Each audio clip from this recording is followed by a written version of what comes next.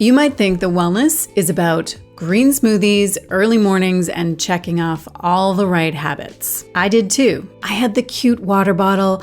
I did the workouts. I was waking up at 6 a.m., journaling, meal prepping, meditating, you name it. I thought that I was doing everything right. But what I didn't realize, what took me years to see, was this. The way I was approaching wellness was actually burning me out and keeping me stuck. In today's video, I want to share 5 mistakes that I made on my wellness journey because chances are, if you have ever felt frustrated or exhausted by your own efforts, then you might be making one of them too. Let's get into it. Mistake number 1, I chased perfection instead of progress. There was a phase where I genuinely believed that if I could just get it all right, the perfect diet, the perfect workout routine, the perfect sleep schedule, then I would finally feel good in my body, like really good.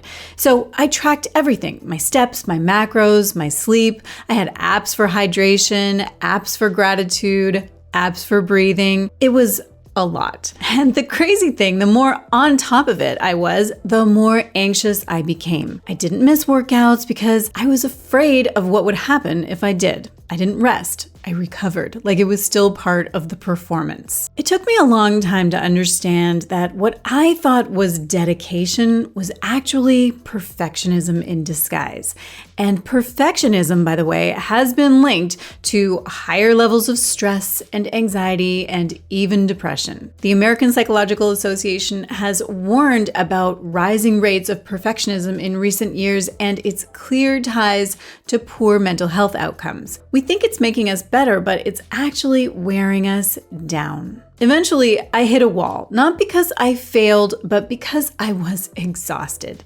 And underneath it all, I still didn't really feel like I was enough. That's when I started asking a new question. Not, did I do everything right today, but did I move forward, even a little? Did I feel like myself today? Progress isn't always neat, and it's definitely not perfect, but it's real.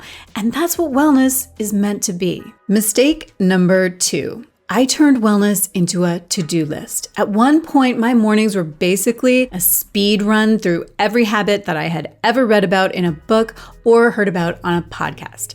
Lemon water, meditation, gratitude journal, affirmations, workout, protein smoothie, skincare, cold shower, go. By 9 a.m., I had already completed 8 tasks and felt nothing. Okay, maybe not nothing. I felt accomplished, but not grounded, not joyful, not well. Somewhere along the way, I had confused routine with ritual. I was so focused on checking boxes that I wasn't actually asking myself, does this feel good? Does this nourish me? Or is this just another thing that I think I should be doing? This is such a common trap, especially for high achievers.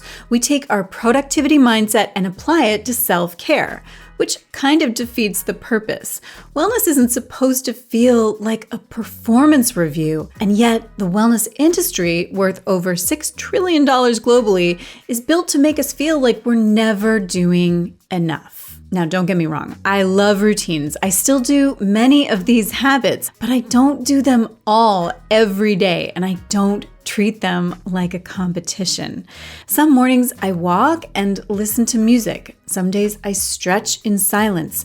Some days I do absolutely nothing and sip my coffee in bed. And weirdly, when I started doing that, that's when I started feeling well. Not when I was optimizing, but when I was actually listening. Mistake number 3, I completely ignored the mind-body connection. For years, I focused on the physical side of wellness, food, fitness, sleep, but never really tuned into how I was feeling emotionally or energetically. If I had a headache, I would reach for magnesium. If I had gut issues, I'd tweak my fiber. If I couldn't sleep, I would biohack it. What I didn't ask myself was, what's going on in my inner world? There was a stretch of time when everything looked healthy, my meals were on point, I was exercising regularly, but I was constantly wired, restless. My jaw was always tight and my thoughts were always racing, and I would snap at the smallest things. I thought that I needed more magnesium, but what I really needed was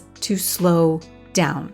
And it wasn't until I started learning about things like nervous system regulation and somatic stress patterns that it clicked. You can't separate the mind from the body. They are talking to each other all the time. There's a ton of research showing that chronic stress raises inflammation in the body, disrupts digestion, dysregulates hormones, and even makes it harder to recover from workouts. You can eat all the kale in the world, but if your nervous system is in fight or flight all day, your body won't feel safe enough to heal. Now, I still care about what I eat and how I move, but I care just as much about how I breathe, how I speak to myself, and how I process my emotions, because that's what actually creates a sustainable foundation for wellness. I stopped trying to muscle my way into health and started practicing inner safety, and that changed everything. By the way, if you are watching this and thinking, I need a reset, but I don't even know where to start, I created something for you. It's called The Reset. It's a free 5-day challenge that helps you to clear mental clutter, reconnect with your body, and reset your energy with tools that I normally only give my paid clients and students.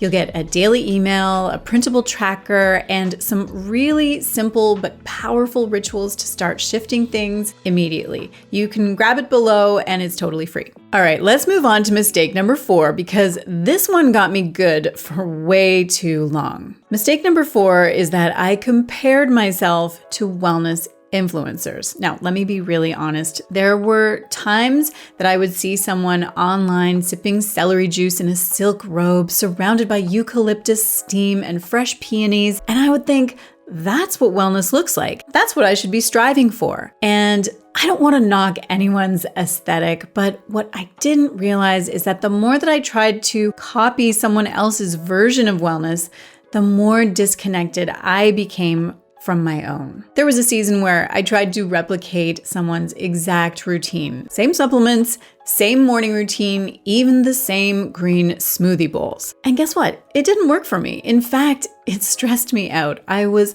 constantly measuring myself against a curated highlight reel. And it wasn't just physical, it was emotional too. I would see someone glowing and blissed out on day 27 of their cleanse while I was crying over a piece of sourdough bread and wondering what was wrong with me. Comparison is sneaky. It doesn't just make you feel inadequate, it drowns out your intuition. Studies have shown that frequent social media use is linked to higher rates of body dissatisfaction and anxiety, especially in women over 25.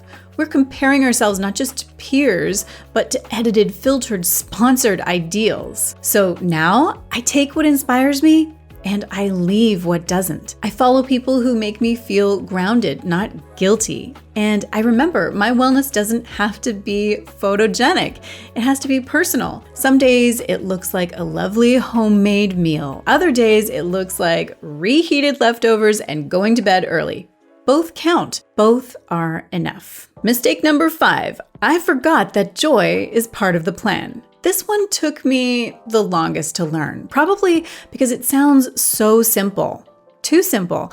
I used to think that wellness had to be serious, clean, disciplined, no sugar, no late nights, no skipping workouts. Joy, that was extra, optional, something that you earned after you checked all the boxes. But after all that effort, I would end up feeling gray, like I was surviving wellness instead of living it.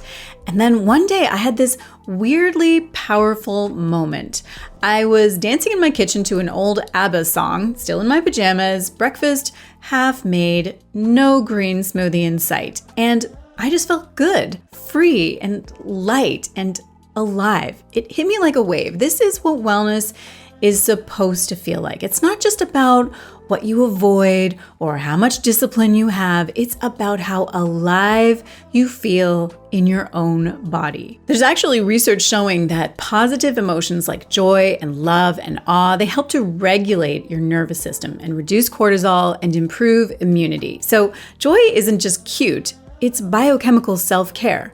But we forget We get so focused on doing the right things that we start to think that pleasure is indulgent or unproductive. Now, I deliberately build joy into my routine. I make playlists. I eat the dessert. I say yes to spontaneous walks with people that I love. Because here's the truth, you can't punish your way into wellness.